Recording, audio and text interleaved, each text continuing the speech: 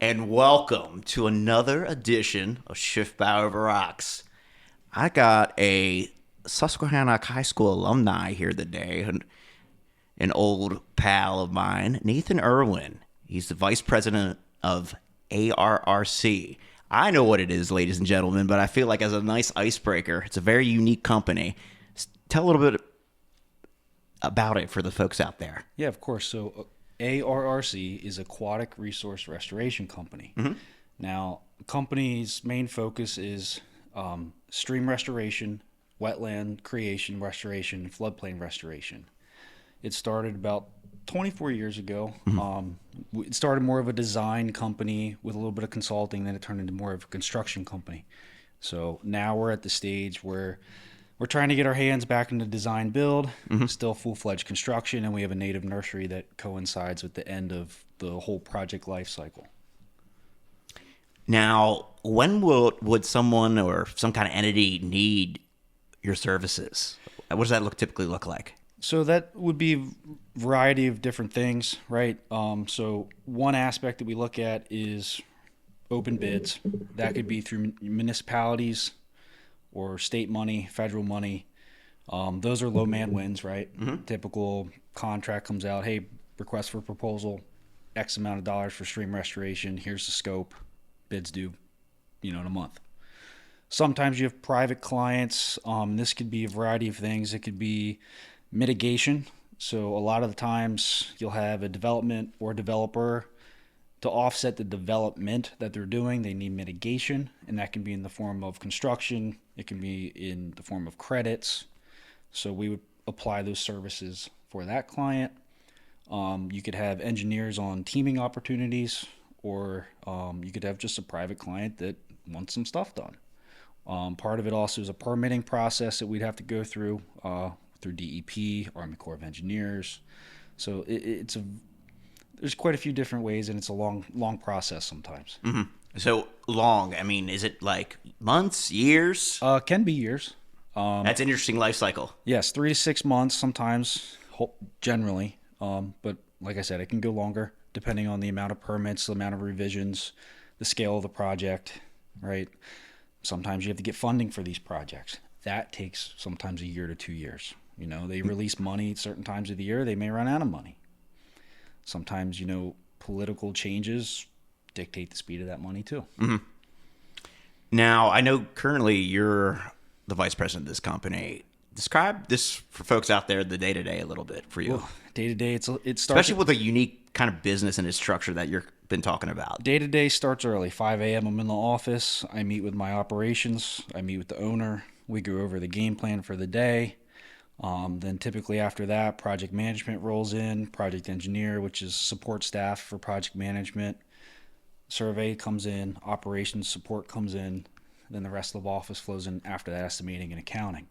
I'll start my day going from group to group, going over what the game plan is, action items. I typically meet, say, Monday morning. I'll use that as an example. I'll meet with estimators. And then after that, I'll kind of get into what do I have going on this week. If it's billing week, obviously, here's a list of things that need invoiced. Mm-hmm. I will meet with all my divisions. So throughout the week, I'll meet with the nursery, or I'll have marketing on Tuesdays, or I'll have scheduling meeting with the entire company on Wednesdays. Thursdays are staffing for the next week, and then our design consult team meets. And then Friday's kind of a wrap up loose ends, get ready for next week. So, it's a 60-hour week. It sounds like it. Wearing a lot of hats. Yes. I think it's interesting. You kind of told me before and like off camera where this company started, it was by your father, correct? Yes. Yep. So how has that process been, this coming into the family business? You probably grew up around it. Yeah. And probably, of course, learned about it more, the intricacies over time. But it's just like, as a kid, it's like, what did you think Dad did?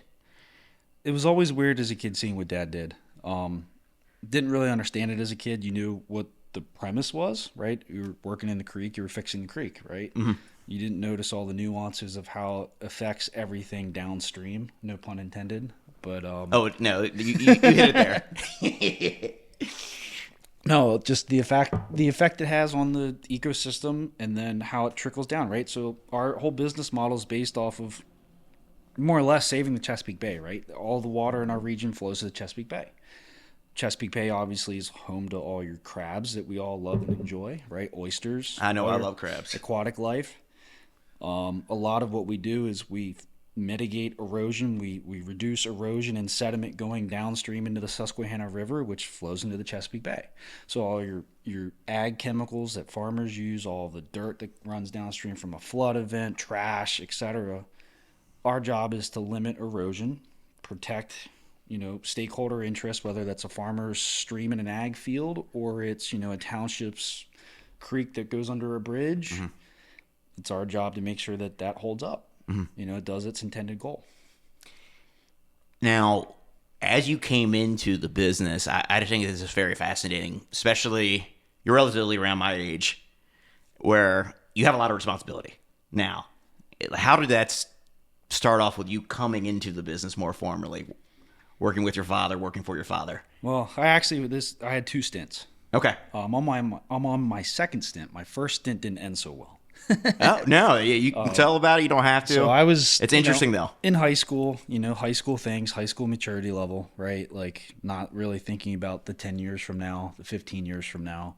It was I wanted to be able to spend time with my friends, the girlfriend at the time, yada yada. Mm-hmm. Didn't want to work 60, 70 hours a week, and I was a laborer, right? Like, yeah. So you're the grunt. Yeah, I was a grunt, right? Which was the right thing to do. In order to learn, you got to start at the bottom and work your way up. Yeah, no, I agree. That's good perspective in hindsight. I didn't always get along with my father, mm-hmm. So there were some differences in opinion.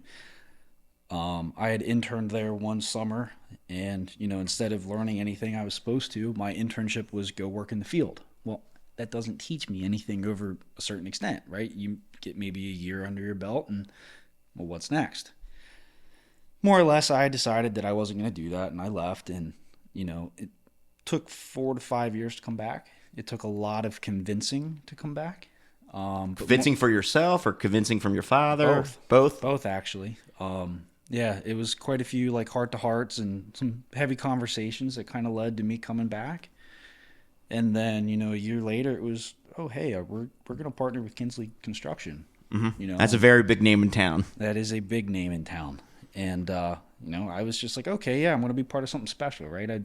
That was the end goal, to just be part of something, to be part of a bigger goal. That was really, when I came back, that was the idea. Learn and be part of something. My first couple months, I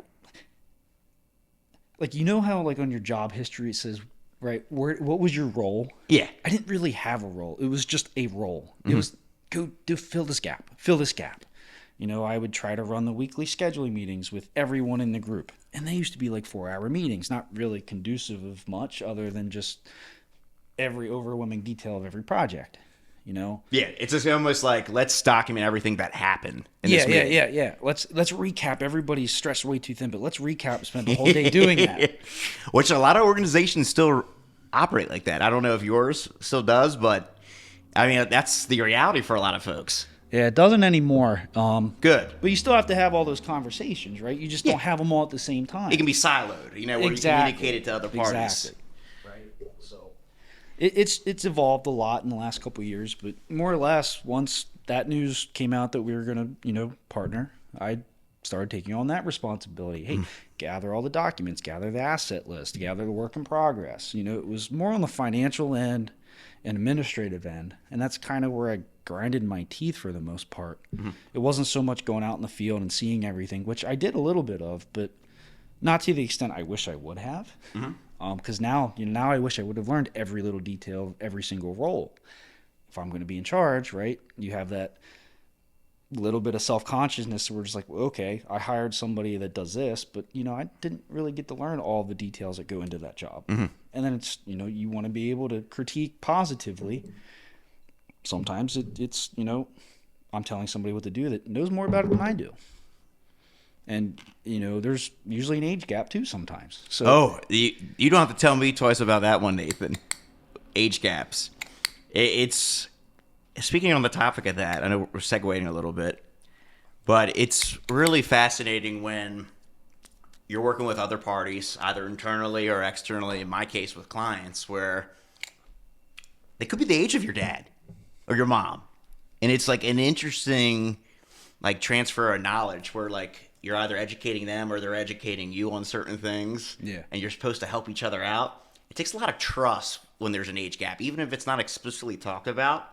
Trust. It's just like I see it all the time where it's like, holy shit, how old is this guy?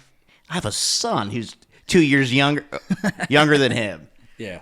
But I'm sure those experiences for you, the role that you're in now, it's very humbling in a way. Oh, it's extremely humbling, right?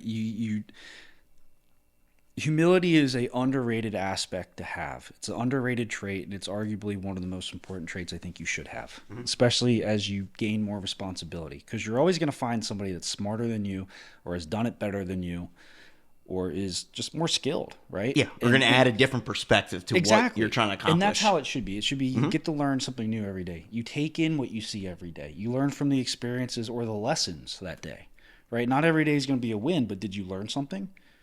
That's a win in itself. Right. Can you apply that the next day and make life easier, or can you get ahead, right? Winners aren't always the ones that succeed. They're the ones that get back up and then succeed. I like that. Speaking on just to wrap up the age gap point, I intentionally don't put when I graduated on my LinkedIn, so like I'm an enigma in a way with my age, at least professionally. Okay. If people ask me, I straight up and tell them. I'm 30 now. People traditionally have thought mid-30s, maybe late 30s. I remember I sat down with this gentleman. He's a great guy, becoming a friend. We're in his office last June, and he's like, "You're in your 30s, right?" I'm like, "No." He's like, "How old are you?" I'm like, "No." He's like, "When were you born?" I'm like, 1994. He's like, "I fucking graduated college high school in 1993." And I lost it. He's like taken back. Him and I, we have great rapport, built it since, but it's just really funny where if you little things like that just throw people off, even if you never talk about it. Yeah. And it's unique for, I think, professionals and roles like ours where it is a senior leadership kind of position.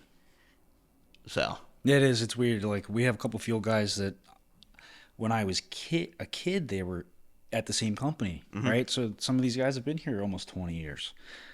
You know, we jokingly call them in the office aunt and uncle, right? Like, that's what their nicknames are, aunt and uncle. I love it. Like, it's true, right? Like, a couple guys in the office I was in high school with, or like, you know, I met one guy that's still here when I was getting out of high school. He's still here, you know, and it's a family within a family, and that's how you have to treat it, right? Because you have to take care of everybody. Your role as a leader is to take care of the people that work for you. yeah, no, I'm a firm believer in that. And it's a team mentality. It's a we mentality, not an I mentality. And I think that's something that a lot of people, especially the younger group, may not truly understand or appreciate. It should be about us, we. You take care of each other. You take care of the people that help you. I think there's a thing with empowerment where if you're able to have that mindset and actually act upon it, that's when you really can create something cool in terms of a culture and like team dynamic, where you can really grow something. Like when you came back at your second stint, Kinsley, it's a big opportunity. It's huge, and I'm sure there was like a lot of probably good growing pains to get the company like working with them, and you know. Oh yeah, there still is. Right? It's probably was exciting. It still is exciting. Yeah, we were since when we joined, we were maybe $4 or $5 million. You know, we had COVID. Really wasn't a good financial year, right? You have your peaks and valleys, and you can see that. But we went from 5 to 10. You know, in a 3-year span. Growth. That's insane growth. Yeah, and like we hit almost 11 this year. You know, the goal's 20. Goal's 25. Is that your goal, or is this like overall senior leadership company goals? Overall company goal. My goal is a little less than that. But I mean, that would be awesome. Right? We have 8 million on the backlog already for the year. I just need to go get 8 more. That's exciting to think. Yeah, it's scary. Right? You have 40 some people you got to take care of and make sure that they're busy every day. You got, hopefully $1 million worth of invoicing to do every month, but every month's not going to be like that. No, that's the thing too. When I know forecasting for your business and industry, it's totally different than mine. It's hard, but it's just looking at projections, or forecasting. The like projections change every week. Yeah, I wouldn't think maybe that aggressively in your field, but that's interesting to hear because that's the reality of mine, depending on how certain prospecting goes or statuses of clients. Yep. Certain times with like my field, sometimes it's folks, there's something totally unrelated to us that occurs where like they got to pause efforts. Oh yeah. I mean, we have so many things that could hold us up or stop a job, right? You have environmental constraints. You have stakeholder constraints, whether it's funding, whether it's permits not showing up on time. You get held up by government or bureaucracy. Mm-hmm. Weather. I mean, God forbid, the water's too high and you can't work in the creek. You have endangered species that we deal with. I can't only fathom what kind of regulations you have to go through like that. A lot of paperwork and red tape, it seems like. Not so much red tape, but I would say more caution tape. Yeah. Okay. Interesting. I like how you call it caution tape. That was good. Caution tape. Here's the yellow light. It's going to turn green or it's going to turn red. You think it's going to turn green, but hold on. It's like you pull up the stop sign. Mm-hmm. But yeah, I wouldn't say I haven't ever seen a situation where it's just fallen through. Mm-hmm. I know that happens, knock on wood, but yeah, so far so good. So being in this senior leadership role, and I think that's part of the reason why I wanted to have you on, not just because I know you wanted to catch up, but I think it's really empowering. It's one thing running your own business, another thing taking a role in leading 40 people, helping lead 40 people. Yeah. That you're currently in. How do you manage it outside of work personally? That's a loaded question. Take your time thinking about it. No, you got to be able to express your concerns and your feelings, right? Mm-hmm. I see a business coach once a month through Kinsley. It's part of their development. Great guy, Steve. He's wonderful. I couldn't even thank him enough. Right? Mm-hmm. We're on texting friendly level. That's good. You have to be able to be vulnerable. And I saw an assignment through him. And it was by Brene Brown. It was about vulnerability. Mm-hmm. And it sounds corny, but you have to be able to be vulnerable. Because if you're vulnerable, it opens up ability to communicate properly. And if you're able to communicate properly and clearly and concise, you're more likely to get the desired outcome, right? The clarity of expectation is not missed. And the clarity of expectations really is what's going to drive everything. But there's also an emotional intelligence aspect to it. It's you have to listen to people. Mm-hmm. And if you don't listen to other people's vulnerabilities, you can't take care of people. And if you can't take care of people, you can't lead. You can't be a leader. No.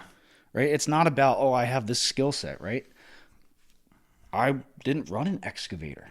I ran small equipment for a little while, but I wasn't running a John Deere 350. I wasn't, a project manager of a $4 million project, but, it's the premise of allowing people to take on the roles of like, oh, hey, let's go bid this project. Let the estimator put his numbers together. It's, oh, hey, let this guy lead the project. Or, you look at people's skill sets. You look at how they manage people. You look at how they treat people. You look at, do they take on the responsibility? Are they conscientious of what they're doing? Mm. That's the things that are important. That's good. What do you like to do outside of work? Relax. What's relaxing to you? I say the same thing when people ask me, and I realize lately, Nathan, I gotta say something because it's just like I just like to chill and smoke cigars and maybe have a couple cocktails. But for me, I don't know about you. I realize what do I like to do to relax, and by relax, not just totally just hanging out. Yeah. Turn the brain off. Yeah, that's the hard part. It's hard for me to turn the brain off. You have a mentality that you're taking care of people. You're taking care of a business. You have somebody else's money at stake. Yeah, that's what I feel like with my clients at any given point. Yeah, that's how I feel like with the business, right? It's not my money. It would be even worse if it was my money, but it's still just as bad because it is. Right? Yeah. It's still somebody's money. Yeah, exactly. Right? If you're thinking it like that. It's somebody's personal money that's tied to them or their family, and you have to make sure you do the best possible effort you can to make sure that they're getting what they're asking for. But no, to answer your question, what I try to do to relax, I like to go for a hike. I love the beach. I grew up at the beach. I spent 11 summers in Chincoteague every year. Spend time with friends, spend time with family. That's important. I will say it's a thing to not talk about work on the weekends. It's an important thing, right? Sometimes you have something come up, but And you do. Like, that's like your thing where like we're gonna just like turn this off. oh yeah, yeah. Like especially when you work with family, like that just convolutes it so much. Like you cannot bring it home, and you cannot deal with it when you're away from it. Otherwise, it just adds it. How are you ever going to relax? You're never out of it then in that case. Right. You're never able to clear your mind and see the bigger picture. Or like, they always say sometimes it's easier to step out of something and come back into it to get clarity. Mm-hmm. You can't ever do that if you're always in it. Yeah, no, you don't get that perspective. No, if you're not ever in a relaxed state to be able to solve a problem or deal with a difficult situation, it just compounds. It snowballs. I like taking a phrase from John, who I work with on the advertising front. It's sometimes you just need time to think. Yes. And by think about nothing related to like Yes. the specific task that might be very detailed. Yeah. Taking that like, here's my weekend. This is my time to do whatever. I may want to work or think about work a little bit, but it's no work zone. Yep. I'm getting to the point where me and my business, I probably work a little bit every day, even if I'm thinking about something for 15, 20 minutes on like a Sunday. Yep. But to me, I like to turn my brain off occasionally just to kind of get away from it, come back to it, get that clarity. I like watching movies. Just turn my brain off 2-3 hours at a time. Yep. What do you like to watch? Oh man, it just varies. It could be some really crappy Fast and Furious movie, or we're gonna watch something avant-garde. Michael Bay movies. Yeah. My brother's a big movie critic. Like him and a couple of his friends on Facebook, they have a movie group. It's like the end of the line. And dude, these guys, they're brutal. So like, just give it. My brother's on the spectrum. Mm-hmm. So a lot of the like-minded people on his group are also on the spectrum. Well, it's great that they have that too. Oh my god, for it's each other. great, and they're such a close-knit group. But man, have you heard these guys talk about these movies? They're like blunt. Yeah, you think Ebert and Roper were bad? These guys make them look weak. They'll be like, this motherfucker, he can't act to save his soul. That is funny. Oh my god, they go into it and they are dead serious. Mm-hmm. Oh my gosh, it is that in itself is better than the movie. And that's a gift too when you interact with folks like your brother. It's like you have that raw honesty when it comes to something like they're passionate about. Oh god, it's no filter because it's just like they filter can't at give all. you one. They won't give you one. And just the memory is insane, Mm-hmm. right? He could tell you his thing. He loves Gordon Ramsay, right? Watched every episode of Hell's Kitchen, Kitchen Nightmares, all of it, and has it memorized by word. He'll be like, Nathan, season 9, episode 6. Andrew makes this chicken risotto, and it's absolute dog shit. Mm-hmm. And he like quotes it word for word, and it's the greatest thing ever. The accent's even better than you just did. That is so funny. Oh, I got him a shirt one Christmas. It was you donkey. Mm-hmm. Oh, he got it. He's like, yeah. Oh, dude. Yeah, I took him to Gordon Ramsay's restaurant in Baltimore for a birthday present a couple years ago. Mm-hmm. That was one of the best feelings ever, just seeing how happy he was. Isn't it really rewarding? It's like something outside work when you can be genuinely happy for someone. Yes, and that's how it should be. Mm-hmm. Everybody's in this competition mindset where I'm, every dollar, fight for every little thing. You'd probably make more money if you were more focused on just being a good person and taking care of things, right? Just take care of the responsibility ahead of you, or be proactive to think about a problem that's going to come up. That's what's going to help you in the long term, not just fighting for the nickels and dimes here. Yeah, there's people I've noticed. We got a little, when you're in New York City, sometimes you get a little riffraff. So if you hear a little honking, if Marty can't edit out that audio, that's what that is. People who do like the rich, quick schemes, or like unethical. Yeah. Usually the chickens come home to roost one way or another. Yes, karma always finds its way home. Yes. I've seen it unfold immensely. Just me doing this full-time 6 years, and this me being in entrepreneurship for probably about a decade now in some capacity or another, or over, depending on how you want to look at it. Me starting a t-shirt business in high school. I don't know if that 100% counts or not. That counts. how else are you going to learn? Oh yeah, dude. I wish they had taught stuff like that in high school. I didn't have. I wish they did more of like it. They had a couple classes when we went to the same high school. For those out there who don't know, that's what the little lead-in I did. Shout out to the mascot coming back. So I saw that.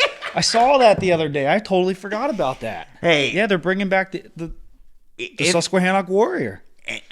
There are some groups that said it was positive, and I'm all for positivity. Yeah. Hey, whatever floats your boat, I guess, right? Mm-hmm. But no, yeah, Susquehannock, nothing was wrong with it. But yeah, I wish there would have been. Like even Penn State. I went to Penn State York. They had, I was originally an environmental resource management degree. Mm-hmm. I couldn't do chemistry to save my life. It was a requirement. If you asked me to make meth, I would have blown us all up. Yeah, Mr. White. Yeah, no, I could not cook. I'm rewatching that right now, actually. Really? I still have yet to see the whole thing. I've seen it all once. Marty's looking like gasping right now. Wish you could see his face. But that's his favorite TV show. Is it your favorite TV show at this point? Yeah. We're just going totally off camera right now. Okay, there you're good. Yeah, no, but it's good. It's entertaining. It's not the best TV series for me personally, but it's good. Okay, yeah, I need to dive into it fully. I need to spend more time doing things like that. I'd spend a lot of my time at home, like outside. Now that my football season was ruined, I'm not watching football anymore. Yeah, so I think with the Ravens, the window. Yeah, I think they still got 2 or 3 more years in that window, but this was a good chance, and they let it go. Yeah, I think it was going to be their best chance. Yeah, because now you're going to lose a lot of free agents. Who knows what Matabike, Queen, Stone's probably gone. I think you keep one of the two between Matabike and Queen. It's probably going to be Matabike. I would hope it's Matabike. That's going to be the more expensive one, right? Queen's going to end up, maybe he goes with McDonald to Seattle. Yeah, I didn't even think about that. One of them does. One of them's got to, but Matabike was a beast. No, he came I'm out a of huge nowhere. Ravens fan, so right in a past life or a future life, I would say I'd love to be it was a dream of mine to be a GM one day. Out of high school when I was in college, that was like my dream job. I wanted to be an NFL GM. I was into the draft. You're kind of one right now, though. I know. And how you described to me off camera and on camera so far, your role at the company, yeah, it's very GM like. It is, right? I had 6 interviews in 2 days. I still got a couple more next week, and just trying to plug all the pieces in together and, trying to play chess with checkers and see how it goes. And I was a huge nerd growing up, and when I would play Madden or NBA 2K. Yeah, I still play Madden on the weekends. Yeah. GM mode. That was franchise mode. Yeah, I did. Yeah, franchise mode. Straight I would to do the draft. More of that than actually playing full games. Yeah. I'll skip the games or I'll sim the games. I'll go straight play to the a quarter draft. two. This team's fucking good that I made. Yeah, I'll just change positions. I don't know if you've played it recently, but they always have the free agents after the draft, and it's you go look for all the rookies and you try to find the ones that are the stars. Okay, it's been a while since I've played. Oh my god, I'll just filter through that for an hour and try to find them all, and I'm like, oh, that guy's better, this guy's better. Mm-hmm.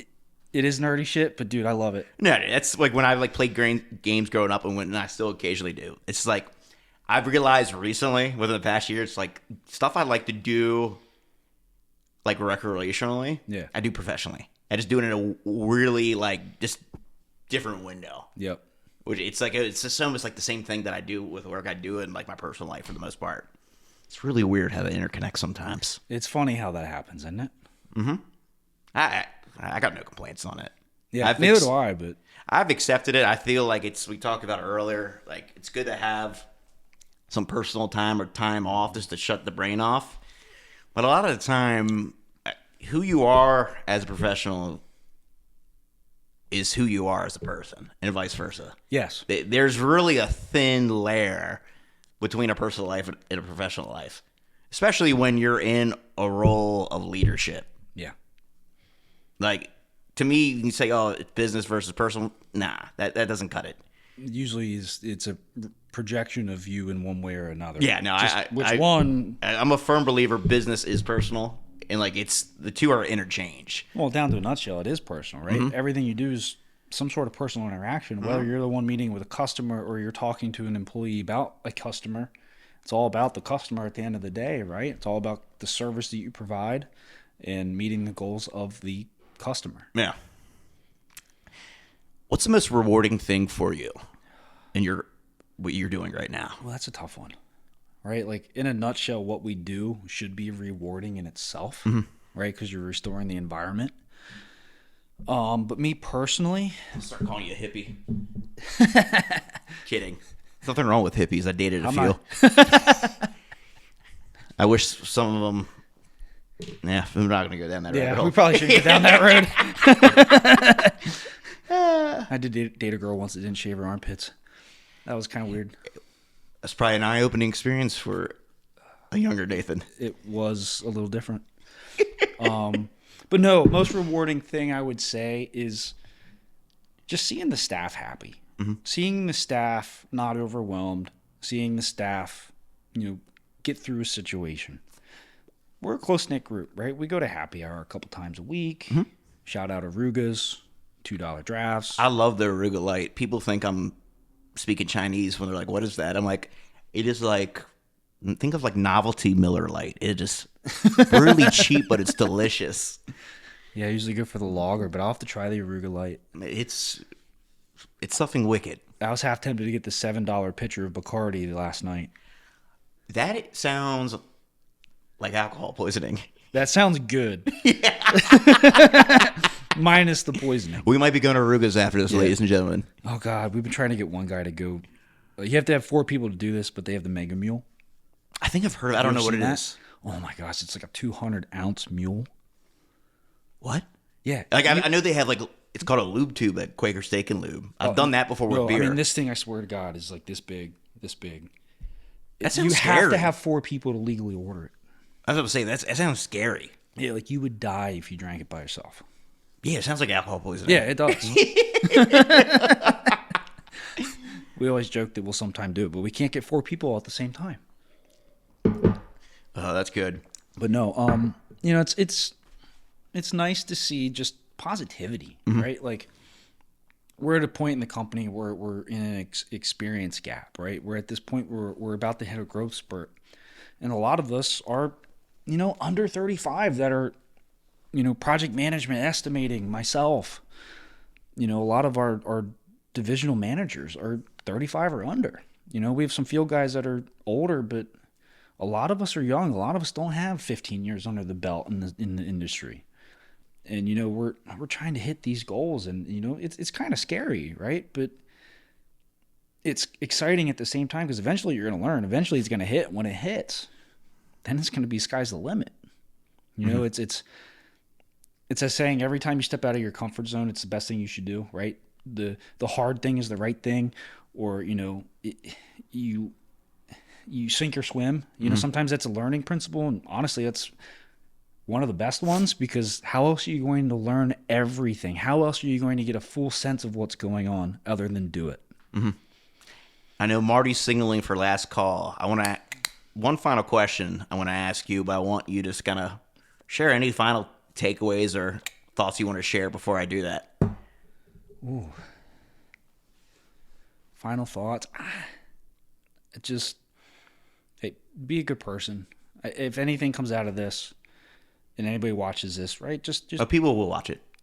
Be a good person. I think spread it forward. It's corny, but I don't think there's enough of that in the world. And just, hey, think about it next time you're in a meeting. Think about it next time you have a situation. Think about, putting yourself in the other person's shoes. Think about how to get through something together. Before I ask my final question, you raised a great point where I think it takes, you brought it up earlier, a lot of humility and patience and perspective, where framing certain things to give, where if someone comes, an employee to you, and they act irrationally, or you don't know why they're responding a certain way, why might they be? Why is this going wrong? Yeah. And that takes a lot of patience. Always ask why, but yeah, it's patience is. And then it takes like that extra step. It's like, how can I, be that good person and communicate this? Right? Listen, not with your emotions. Listen with your eyes and your ears. That'll tell you more of the story than any emotion will. And as we wrap up today, I'm happy we just synced up. I'm like, I think he would be great on this. And you're like, well, it's how's it going to go? I'm like, It's low key, man. We're like acting like we're at Arugas right now. But that was really fascinating where you've been at this company twice. Yep. Once you were really young and where you are now. What would you tell your younger self if you were when you're heading out the door the first time and where you are now? Oh, man. From a perspective standpoint. There's so much I would tell myself. There's so Because I'm sure you've probably thought, I'm assuming, but like, I'm not coming back here once I'm out. Yeah, that's what I thought, right? When I left the first time, I didn't think I was coming back. Mm-hmm. But if I could tell myself one thing, just be patient. Trust the process. Mm-hmm. Trust the process. Trust yourself. Be confident in yourself. You know, it's not always easy. All right, it's okay to be nervous. It's okay to be unsure because guess what? Life changes and it's split. Just trust yourself. Trust the process. Be happy. And good things will come to you if you do good work. And Nathan Irwin, thanks for coming on, man. Hey, thank you. I appreciate it. I enjoyed this. Me too. Let's get some Aruga lights. Yeah, that sounds good. Thank you.